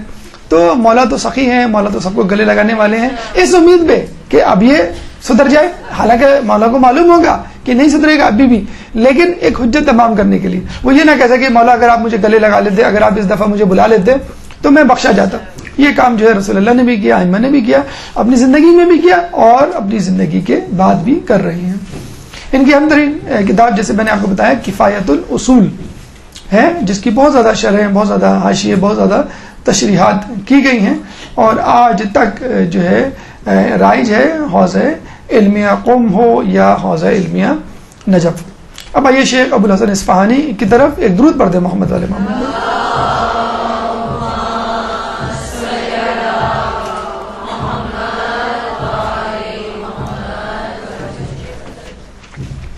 شیخ ابو الحسن اصفہانی جیسا کہ نام سے ظاہر ہے اصفہان، یہ 3 ہی 4 شہر تھے. قم تھا، شیراز تھا، اصفہان تھا، تبریز تھا، شوستر تھا، کہ جہاں پہ بڑے بڑے علماء جو ہے پیدا ہوئے. اور ابھی ہم آگے آپ کو بتلائیں گے کہ پتہ نہیں چلتا تھا کون سا عالم کس جگہ کا ہے، ایران کا ہے کہ عراق کا ہے. عراق کا عالم آپ کو ایران میں ملے گا اور ایران کا جو ہے وہ عراق میں ملے گا. پیدا ایران میں ہوا ہے، زندگی اس نے عراق میں گزاری، پیدا عراق میں ہوا ہے، دفن جو ہے وہ ایران میں ہوا ہے. تو وہ آپ بعض وقت ممیز نہیں کر پاتے کون شخص کہاں کا ہے. ابو الحسن اصفہانی جیسے کہ ہم نے بتایا اس سے پہلے مرزا نائینی کے ساتھ جو ہے کالونیزم کی سخت مخالفت کرتے تھے، اور جو برٹش کمپنیز اور استعمار اور دیگر ممالک کے لوگ وہاں پر آئے اور جنہوں نے کوشش کی وہاں کی معاشیات پہ قبضہ کرنے کی، وہاں پہ جو ہے انہوں نے اس کی سخت مزاحمت کی اور لوگوں کو بتلایا۔ رسالہ مقاصد آپ پڑھیں شیخ مرزا انصاری کی، تو وہ انہی کتابوں سے بھری ہوئی ہے کہ معاملات اور روزگار اور کاروبار ان کو جو ہے اسلامی طریقوں سے کس طرح انجام دیا جائے۔ تو جب انہوں نے مخالفت کی تو ان کو بھی جو ہے جلا وطن کر دیا گیا، اور یہ بھی جو ہے عراق سے نکالے گئے، ایران گئے، وہاں پہ جو ہے عبد الکریم حائری حوزہ قم کے بانی اور دیگر افراد نے جو ہے ان کا استقبال کیا۔ ان کی مشہور ترین کتاب جو ہے وہ وسیلہ نجات ہے، فقہ سے متعلق۔ امام خمینی کے حوالے سے ملتا ہے، وہ بہت زیادہ پسند کرتے تھے اس کتاب کی تشریح اور حاشیہ جو ہے وہ انہوں نے لکھا ہے، اور بہت زیادہ معروف ہے فقہی الخلقوں میں۔ 10ویں شخصیت، مشہور و معروف شخصیت شیخ ابو القاسم خوئی، 31 نمبر حجرے میں اپنے بیٹوں کے ساتھ مدفون ہے، اور شیخ ابو القاسم خوئی کے بارے میں فقط ان کی بزرگی اور مقام و مرتبہ کے بارے میں یہی کہنا کافی ہے کہ اس وقت نجف اور قم میں جتنے بھی علماء، مجتہدین یا مراجعین، حتیٰ کہ مراجعین بالواسطہ یا بلا واسطہ ان کے طالب علم، ان کے شاگرد رہ چکے ہیں۔ آغا سیستانی مرجع عالم وہ جو ہیں ان کے شاگرد رہ چکے ہیں۔ رہبر انقلاب آیت اللہ الزباں خامنائی یہ ان کے شاگرد رہ چکے ہیں۔ وحید خراسانی فلاح عالم کے طور پہ جن کا نام لیا جاتا ہے وہ ان کے شاگرد رہ چکے ہیں۔ ناصر مکارم شیرازی کتنی بڑی شخصیت، تفسیر نمونہ، تفسیر نہج البلاغہ اس وقت لکھ رہے ہیں، بلکہ لکھ چکے ہیں، وہ اردو میں ترجمہ ہو رہی ہے، 3 جلدیں ہو چکی ہیں 16 جلدوں پہ۔ تو ان کا بھی بہت نام ہے، جن کے بارے میں محمدی اشتہابی فرماتے ہیں کہ میرے ہاتھ میں قلم ناصر مکارم شیرازی نے پکڑایا، جنہوں نے قصص الانبیاء لکھی ہے، اس وقت بہت مشہور ہو رہی ہے، بہت اچھی کتاب، بہت ہی کلاسیفائڈ انداز سے انبیاء کی سیرت کا اور ان کی تاریخ کا تذکرہ کیا ہے۔ تو محمد اشتہابی جو ہیں وہ کس کے شاگرد؟ ناصر مکارم شیرازی۔ ناصر مکارم شیرازی کس کے شاگرد؟ ابو القاسم خوئی۔ تو ابو القاسم خوئی کا جو ہے مقام اور مرتبہ جو ہے آپ اس کا اندازہ لگا سکتے ہیں۔ تو یہ خوئی میں پیدا ہوئے۔ اچھا، لوگ یہی سمجھتے ہیں کہ آغا سیستانی جو ہے وہ سیستان ایران کے ہیں اور یہ عراق کے، نہیں، یہ خوئی یہ خود ایران کے ہیں۔ آغا خوئی جو ہے وہ بھی ایران کے تھے۔ تو وہی میں نے بتایا کہ ایران اور عراق میں آپ تمیز نہیں کر سکتے کہ کون شخص ایران سے آیا ہے، کون شخص ایران سے آیا ہے۔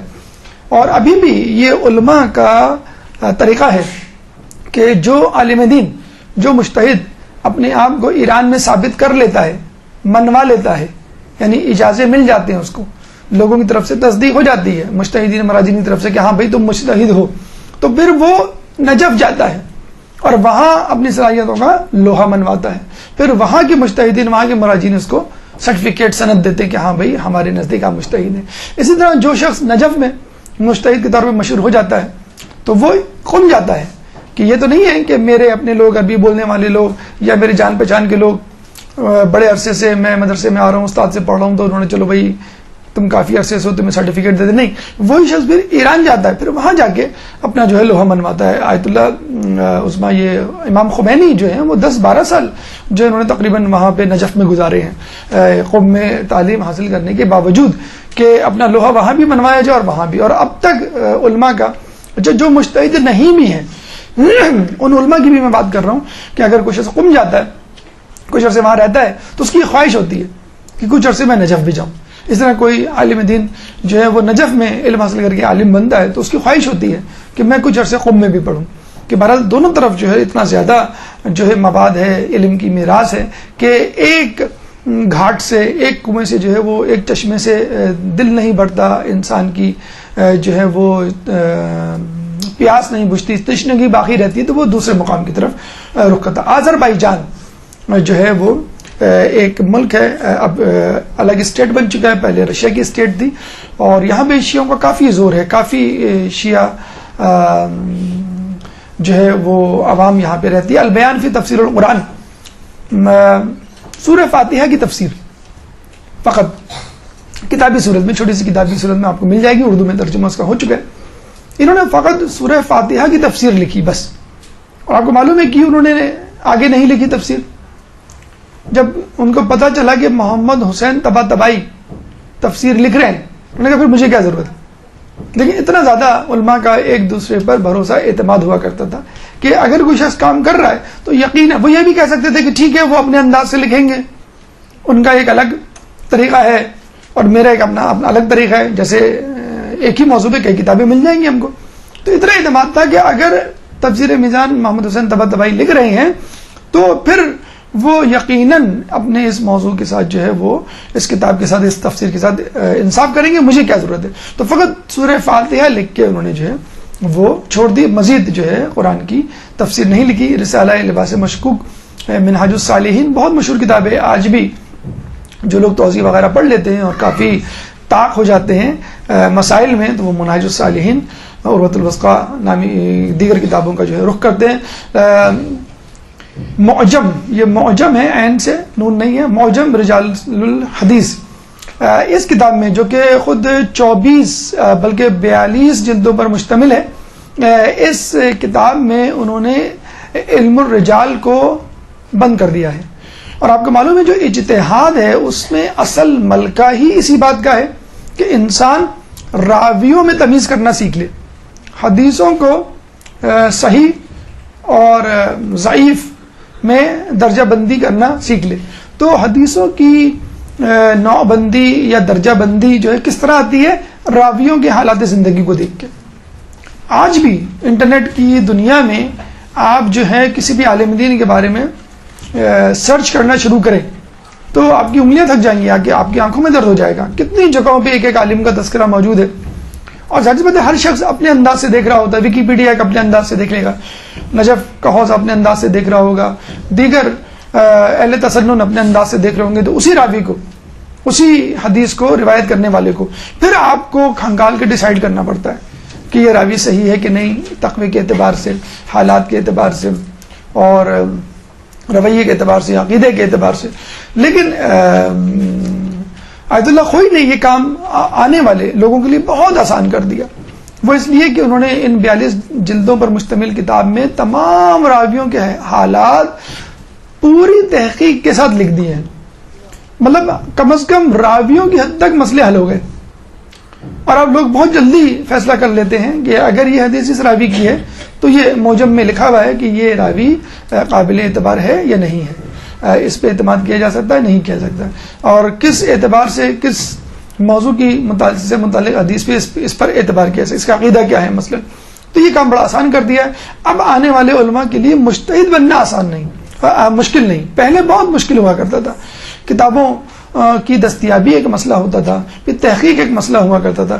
اب جو اس موجم کی صورت میں اب موجم جو ہے وہ یقیناً CD اور انٹرنیٹ پہ بھی دستیاب ہے, آپ گھر بیٹھے. بلکہ آیت اللہ خوئی کے بھی دروس جو ہے انٹرنیٹ پہ موجود ہیں, درس خارج والے دروس, آپ جو ہیں وہ پیچھے جا کر ان کی ریکارڈنگ جو کہ اب انٹرنیٹ پہ ویب سائٹ پہ ڈل گئی ہے وہ آپ لے سکتے ہیں. اس وقت بھی جو دروس ہو رہے ہیں ایران میں اور عراق میں وہ انٹرنیٹ پہ دستیاب ہوتے ہیں, آپ گھر بیٹھے ان دروس کو حاصل کر سکتے ہیں. اور ان کے بارے میں کہا جاتا ہے کہ فقط یہ علم دین, علم فقہ اور اجتہاد کی منزلوں سے نہیں گزرے, ان علوم کو نہیں حاصل کیا, بلکہ علم فلکیات اور علم طبیعات. جب چاند کا مسئلہ چلا تھا اور جنہوں نے اپنے جب نظریہ پیش کیا تو ان کا جو اصل درس ہے چاند کے مسئلے سے متعلق, اس میں باقاعدہ انہوں نے ڈائیگرام سے ثابت کیا ہے کہ چاند کس وقت, کس دن, کس شب, کس لمحے, کس جگہ پر ہوگا. جیسے کہ ایسٹرولوجسٹ کرتا ہے, ہمارے پر فلکیات کرتا ہے. ہمارے یہاں تو ریت الہلال کمیٹی والے چاند تک نہیں دیکھ پاتے اتنی محنت کے باوجود.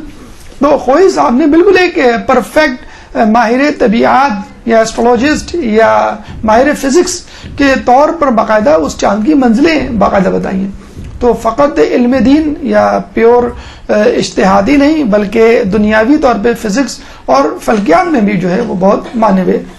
ایک پرانی تصویر آیت اللہ سیستانی کے ساتھ جب آپ جوان ہوا کرتے تھے اور آیت اللہ سیستانی جو ہے بچپن کی لڑکپن کی منزلوں پر تھے, ہونہار مطلب بہترین عالم کے بہترین شاگرد, اور اللہ تعالیٰ ان کی صحت جو ہے سلامتی ان کو عطا فرمائے اور ان کے درجات کو بلند کرے.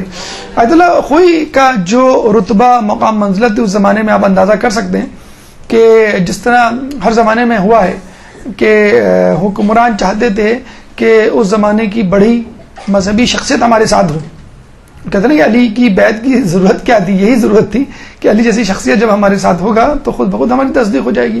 تو ہر زمانے میں شیعہ علماء خصوصی طور پہ مراجعین ان کے بارے میں یہ کہا جاتا تھا کہ حکمران کو ساتھ رکھا کرتے تھے تاکہ لوگوں میں ان کا ایک جسے کہتے ہیں کہ مقام و مرتبہ بہتر ہو، یا لوگ سمجھیں کہ بھئی یہ کافی بہتر حکمران ہے. تو باقاعدہ ان کو گرفتار کر کے لے جانے، گرفتار کر کے لے کے گئے اور فورسڈ پبلک اپیئرنس کروائی گئی. یعنی صدام حسین نے آیت اللہ خوئی کو اپنے ساتھ کھڑے رہ کے جلسے جلوس کروائے اور لوگوں میں تقریر کی، بتانے کے لیے کہ یہ آیت اللہ خوئی میرے ساتھ ہے. ایک فورس پبلک اپیئرنس جسے کہتے ہیں. خیر پھر بعد میں اس کا بھانڈا پھوٹ گیا، یہ زبردستی جو ہے ان کو ہر جگہ لے جایا جاتا ہے. پھر اس نے جو ہے ان کو چھوڑ دیا اور یہ دوبارہ آئے اور قید و بند میں بھی رہے. پھر جو ہے یہ انہوں نے وفات پائی. لیکن ان کے 2 بیٹوں کے بارے میں خصوصی طور پہ کہا جاتا ہے. یہ آیت اللہ علی خوئی 7 بیٹے تھے ان کے، جس میں سے 3 بیٹے جو ہیں حرم میں مدفون ہیں. علی خوئی موجود ہیں، یہ تقی خوئی اور مجید خوئی. یہ 2 جو ہیں مجید خوئی اور تقی خوئی، ان کے بارے میں کہا جاتا ہے باقاعدہ ان پہ قاتلانہ حملے ہوئے. ایک کو کار ایکسیڈنٹ میں اور ایک کو حرم امیر المومنین میں باقاعدہ شہید کیا گیا. اور یہ وہی مطلب بغض تھا، کینہ تھا کہ آیت اللہ خوئی تو چلے گئے، اب اس کے بعد ان کی اولاد جو ہے ان کے علم کو کسی طرح زندہ نہ کر دے. لیکن بہرحال ان کے ہونہار شاگرد آیت اللہ سستانی کی صورت میں ان کا علم، ان کی تعلیمات جو ہے وہ ابھی بھی زندہ ہے. 11 نمبر پہ آیت اللہ محمد حسن شیرازی. ایک درود پڑھ دے محمد والے محمد.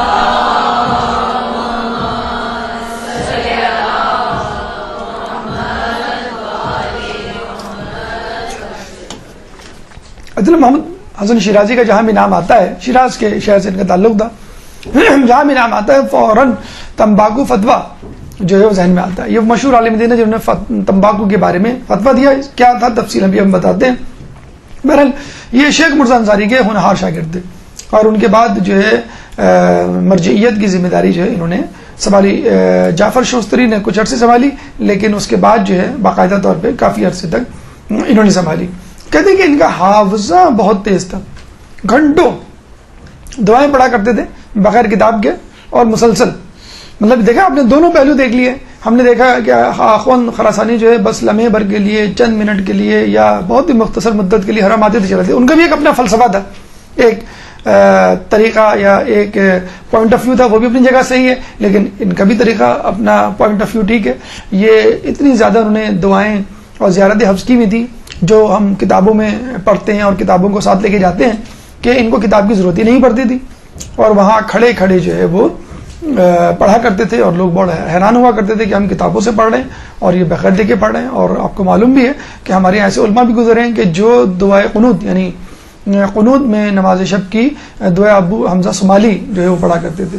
تو آپ اندازہ لگا لیں کہ اس زمانے کے علماء کا اسٹیمنا، اس زمانے کے علماء کا حافظہ، وہ مطلب سب کے لیے ایک ہی بات ہے جو لوگ اکثر پوچھتے ہیں کہ علامہ مجلس کے بعد اتنا ٹائم کہاں سے ہوتا تھا کہ 1000 صفحات لکھ لیا کرتے تھے. تو سب باتوں کا ایک ہی جواب ہے کہ اس زمانے کے علماء کے پاس ٹائم کیوں ہوتا تھا، کیونکہ اس زمانے میں فیس بک نہیں تھا. ان کا ایک کارنامہ جو ہمیں ملتا ہے وہ یہ ہے کہ سامرہ کا حوضہ انہوں نے ایک اسٹیپ لیا. سامرہ جو ہے وہ ہمیشہ سے زیر عتاب رہا ہے، تشدد کا، لڑائی جھگڑے کا، فتنہ و فساد کا، قتل و غارت کا، لوٹ مار کا مرکز رہا ہے. اور آس پاس جو ہے دشمنان اہل بیت کی بہت عادت ابھی بھی. اب تو بہت بہتر حالات ہیں، اب جو ہے وہ زیارت کا رستہ کھل گیا ہے، آپ جب چاہیں جس دن چاہیں جا سکتے ہیں. لیکن ابھی کچھ عرصے پہلے تقریباً 3 سال پہلے بھی یہ ہوا کرتا تھا، مخصوصی میں لوگ جایا کرتے تھے اور پورا کانوائے گارڈز حکومت کے آپ کے ساتھ ساتھ چلتے تھے. پھر ایک ساتھ تمام بسیں، ایک ساتھ تمام سپاہی اور پولیس، پھر کہیں جا کے زیارت ہوتی ہے. لیکن اب جو ہے فی الحال کافی بہتر ہے، تھوڑی بہت احتیاط کرنی پڑتی ہے لیکن کافی بہتر ہے. لیکن سامرہ کا جو حوضہ ہے وہ ہمیشہ سے جو ہے وہ ناصبیوں کے گھیرے میں رہا ہے. تو ان کا یہ ایک بہت بڑا کارنامہ ہے کہ انہوں نے جو ہے سامرہ کی طرف جو ہے لطف کرم کیا اور وہاں جا کے باقاعدہ ایک حوضہ جو ہے اسٹیبلش کیا. ابھی تو فی الحال وہاں پہ حوضہ موجود نہیں ہے، لیکن بہرحال یہ ایک بڑا اسٹیپ تھا جو انہوں نے لیا کہ قم ہے، نجف ہے، شام ہے، تو چلے ایک سامرہ بھی ایک اسپاٹ ہونا چاہیے جہاں پر پرفضا سرمن رائے، آپ کو معلوم ہو اس کا اصل نام ہے، کہ جس کو دیکھ کے دل خوش ہو جائے. تو پرفضا مقام ہے، لیکن چونکہ ناصبیوں کے گھیرے میں ہیں، کسی حد تک کمی ہے ان کے حملوں میں، لیکن بہرحال ابھی بھی خطرات موجود ہیں، لیکن کوشش جاری ہے کہ کس طرح یہاں پر جو ہے پرامن ماحول کو جو ہے وہ برقرار رکھا جائے اور یہاں سے دوبارہ جو ہے وہ علمی مراکز کے قیام کی ابتدا ہو۔ تمباکو کے فتوے کے حوالے سے کچھ باتیں کہ شیرازی صاحب نے جب یہ دیکھا کہ اس زمانے میں انگریز یہاں پہ آ رہے ہیں اور آہستہ آہستہ آہستہ اپنے مقاصد کو حاصل کر رہے ہیں۔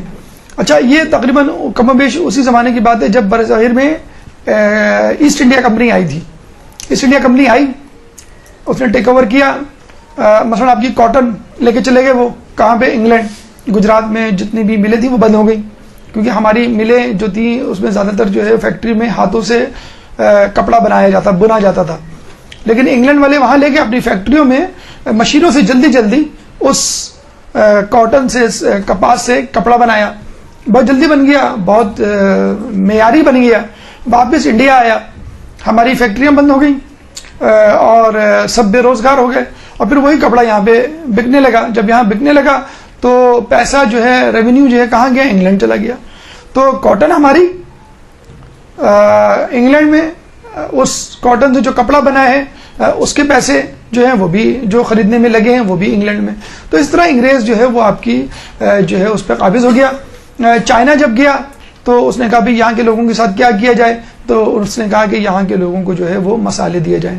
تو برصغیر آیا، برصغیر سے جو ہے اس نے مسالے لیے، اسپائسز لیے، انگریزوں کو کھلانے کی کوشش کی، یورپ نے نہیں کھائے، چائنا والوں کو کھلا دیے۔ چائنا سے افیم لی اور جو ہے وہ یہاں پہ نہیں، افغانستان سے افیم لی اور افیم کو جو ہے وہ چائنا میں تقسیم کر دیا، ان کو افیمچی بنا دیا، اور چائنا سے جو ہے وہ چائے لی اور اس کو جو ہے وہ برصغیر میں پہنچا دیا، اور آج تک جو ہے ہم چائے جو ہے وہ انڈھیل رہے ہیں، اور چائے والا بھی جو ہے وہ ترقی کی عروج پر پہنچ چکا ہے۔ تو ابھی ہماری حالت ہوگی، لوگ فخر سے کہتے ہیں کہ چائے پینا تو واجب ہے اور 2-4 کپ اضافی پی لیں تو مستحب ہے۔ تو بہرحال تو تمباکو کا، اچھا انہوں نے یہ دیکھ لیا تھا۔ اچھا دیکھیں ڈیل کیسے ہوئی تھی۔ اب دیکھیں علماء کو جو لوگ کہتے ہیں کہ جو علماء نجف ہیں یا یہ علماء ہیں، علماء قم ہیں، خیر قم کے بارے میں تو نہیں، وہاں پہ انقلاب موجود ہے، تو جو کہا یہ جاتا ہے علماء پہ کہ یہ جو ہے دین کو سیاست سے الگ کرنا چاہتے ہیں یا کیا ہوا ہے یا کرتے رہے ہیں، یہ غلط الزام ہے۔ انہوں نے محسوس کیا لیکن فتوے میں کتنی طاقت ہوتی ہے، اتنی طاقت قانون میں نہیں ہوتی۔ اگر آپ کو کہہ دیا اگر اسلامک نزدیک ریڈ سگنل توڑنا منع ہے، آپ نہیں توڑیں گے، اور آپ کو جو کانسٹیبل کہے نہیں توڑو، کانسٹیبل کہہ دے، ٹی وی پہ میسج آ جائے، تو آپ کیا کریں گے؟ سگنل پہ دیکھیں گے کانسٹیبل ہے کہ نہیں ہے، نہیں ہے تو توڑ دیں گے، آپ اس کے خوف سے توڑیں گے، یہ نہیں کہ اس نے کہا ہے لیکن آیت اللہ سے سنی کہہ دی ہے مثلاً، تو آپ نے نہیں توڑیں گے۔ تو ڈیل کیا ہوئی؟ 15,000 پاؤنڈز ہم دیں گے آپ کو۔ اس زمانے کا جو بادشاہ تھا ناصر الدین قاجار، 19ویں صدی 1925 اوائل 19ویں صدی کے ایام تھے اور حکومت اس کی کمزور ہو رہی تھی۔ تو جب اس نے دیکھا مجھے 15,000 پاؤنڈ بنائے اس زمانے میں 100 سال 200 سال پہلے مل رہے ہیں، بیٹھے بٹھائے، کچھ بھی نہیں کرنا پڑ رہا، plus 25% of the prophet of تمباکو ملے گا، تو تیار ہو گیا۔ تو کرنا کیا تھا؟ کچھ نہیں کرنا تھا، اپنے تمام تمباکو جو ہے وہ انگریزوں کو دینی تھی جو وہاں پیدا ہوتی ہے۔ وہ تمباکو لے کے چلے جائیں گے انگلینڈ، وہاں سے وہ تمباکو کے سگریٹ یا جو بھی ہے وہ بنائیں گے اور دوبارہ لا کے اس کو ایران میں بیچ دیں گے، ایران والے خریدیں گے، اپنی تمباکو خود خرید رہے ہیں، وہ مہنگے داموں خریدیں گے، تو ایران جو ہے وہ بدستور جو ہے وہ تنزل کی طرف چلا جائے گا۔ یہ انہوں نے بہت پہلے ریڈ کر لیا، ڈیسیفر کر لیا، یعنی اس کو درک کر لیا، اور انہوں نے جو ہے ہمت کر کے فتویٰ دیا کہ تمباکو پینا، تمباکو استعمال کرنا حرام ہے، حالانکہ حرام نہیں ہے، ابھی بھی کچھ مجتہدین کے نزدیک سگریٹ نوشی جو ہے وہ حرام نہیں ہے۔ تو انہوں نے کہہ دیا حرام، میری جانب حکم ہے، جس کو ہم کہتے ہیں لوگ صحیح اس کو کہتے ہیں کہ لفظ فتویٰ نہ استعمال کریں، حکم استعمال کریں۔ انہوں نے حکم دے دیا تھا کہ یہ جو ہے میں حکم دیتا ہوں کہ اس کو استعمال نہ کیا جائے۔ دوسرے مجتہدین نے بھی ان کی تائید کی اور لوگوں نے یکسر اس کا بائیک آؤٹ کیا۔ اس بائیک آؤٹ کے چکر میں جو ہے وہ انگلینڈ کو جو ہے منہ کی کھانی پڑی اور وہ اس کے بعد جو ہے وہ ایران میں اپنے قدم نہ جما سکا۔ تو ہم برصغیر کے مسلمانوں نے اس بات کو محسوس نہیں کیا، کیونکہ ہمارے وقت میں علماء کی اتنی تعظیم اور تکریم نہیں ہوا کرتی تھی، ان کی زبان میں جسے کہتے ہیں کہ وہ تاثیر اور طاقت نہیں تھی، یا اس زمانے میں اتنے ہمارے مذہب اہل بیت سے تعلق رکھنے والے علماء یہاں بھی اتنے مضبوط نہیں تھے یا موجود نہیں تھے اتنی تعداد میں، وہاں موجود تھے نجف اور قم میں، اور انہی کی بدولت، ان کی علمیت کی بدولت، ان کی جو ہے معرفت کی بدولت جو ہے لوگوں کو محکومیت سے نجات ملی جو ہونے والی تھی۔ 12 نمبر پہ شیخ سید جعفر علی شوستری جو حجرہ نمبر 54 میں دفن ہے۔ ایک درود پڑھ دے محمد علیہ محمد۔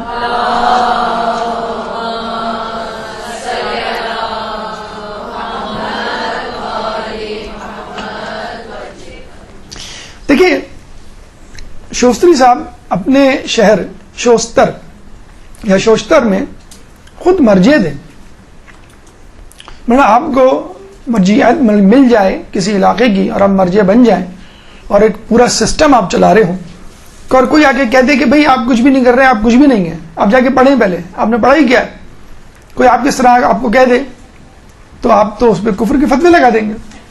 اب دیکھیے ان کے ساتھ کیا ہوا، مرجع تھے، ٹھیک ہے، تو ایک دفعہ یتیم کی زمین کی ملکیت کا مسئلہ ان کے پاس آیا، انہوں نے گواہ بلائے، گواہ نے کہا کہ بھئی نہیں یہ زمین یتیموں کی نہیں ہماری ہے، گواہی دی علی فلاں کی ہے، دے دی زمین۔ رات کو ایک شخص نے دروازہ کھٹکھٹایا، جلاحہ تھا، جلاحہ یعنی کپڑے بننے والا، کپڑے بنانے والا، تو ایک خاص حلیہ ہوتا تھا اس زمانے میں جلاحوں کا۔ تو جلاحہ آیا، اس نے دروازے پہ دستک دی، ان کا خیریت کیا کام؟ اس نے کہا کہ تم نے جو آج فیصلہ دیا ہے وہ غلط ہے، زمین جو ہے وہ انہی یتیم بچوں کی ہے، اور اس کی دستاویز ڈاکیومنٹ، اس کا ڈاکیومنٹ ہے فلاں جگہ میں زمین کے اندر دفن ہے۔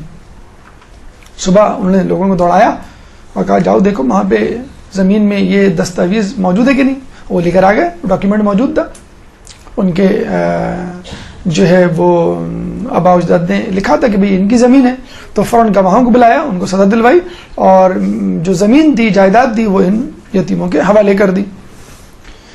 اب یہ دوسرے دن بیٹھے سوچ رہے ہیں کہ دیکھو میں نے اتنا بڑا غلط فیصلہ دے دیا، مجھ میں فہم و فراست ہی نہیں ہے، میں جو ہوں وہ درک ہی نہیں کر سکتا، لوگوں کے جھوٹ کو پکڑ ہی نہیں سکتا، لوگ جھوٹی گواہی دے رہے ہیں، تو میری معرفت کس بات کی، میری علمیت کس بات کی؟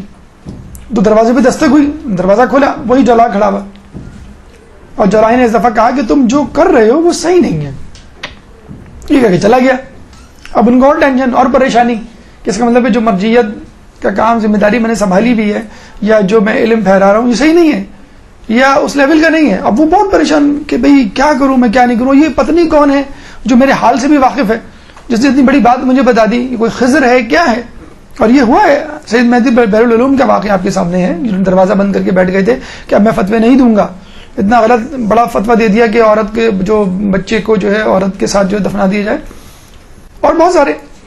تو جب یہ دوبارہ گیا جلاحہ، تو پھر وہ سوچ میں پڑ گئے کہ یار کیا مسئلہ ہے، اس نے مجھے کیا کہہ دیا، اور یہ تو جلاحہ ہے، کوئی مرجع ہے، کوئی عالم، کوئی عارف بھی نہیں ہے، نہ میں اس کو جانتا ہوں، یہ تو پہلی مرتبہ مجھے دکھا ہے، میں اس کے کہنے پہ کیسے کچھ کروں یا چھوڑ دوں کچھ۔ تیسرے دن وہ پھر آیا، پھر دستک، دروازہ کھولا، انہوں نے کہا کہ تم فوراً نجف چلے جاؤ اور وہاں جا کے علم حاصل کرو، اور 6 مہینے بعد وادی سلام میں میرا انتظار کرنا۔ اس جسے کہتے ہیں کہ اعتماد کے ساتھ اس نے یہ بات کی جیسے کہ کوئی بہت بڑا شخص ان کو حکم دے رہا ہے، صاحب معرفت تھے، چشم بصیرت رکھتے تھے، پہچان گئے کہ یقیناً یہ خدا کی طرف سے مجھے حکم ہے۔ اپنے گھر کا سارا سامان اور گھر کو بیچا اور چلے گئے۔ جب وہاں پہنچے ٹھیک 6 مہینے بعد وادی سلام گئے تو وہی جلاحہ موجود تھا وہاں پہ۔ جلاحے نے اس شخص نے جو ہے فوراً ان کو کچھ نصیحتیں کی کہ تمہیں نجف میں رہنا ہے، تمہیں یہ کرنا ہے، تمہیں فلاں سے تعلیم حاصل کرنی ہے، اور تمہیں اس طرح کی خدمات انجام دینی، انہوں نے تمام باتیں نوٹ کر لی۔ اور پھر شوستری صاحب نے کہا کہ اس کے بعد میں نے حرف بحرف اس کی ہدایت پہ عمل کیا۔ کیا عمل کیا؟ مثلاً شیخ مرزا انصاری کی فوراً جو ہے ایک درود پڑھ دے ماں،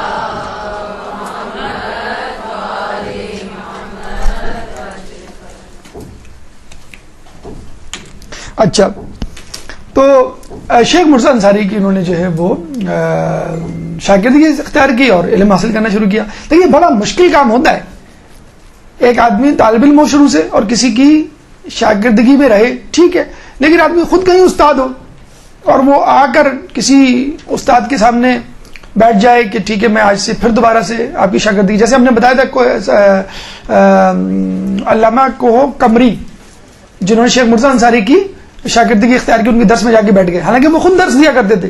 جب انہوں نے دیکھا کہ ایک شخص دے رہا ہے مفلوق الحال ہے لیکن مجھ سے زیادہ درس اچھا درس دے رہا ہے، تو خود بھی بیٹھو اور اپنے استادوں کو بھی کہا، اپنے شاگردوں کو بھی کہا تم بھی بیٹھو.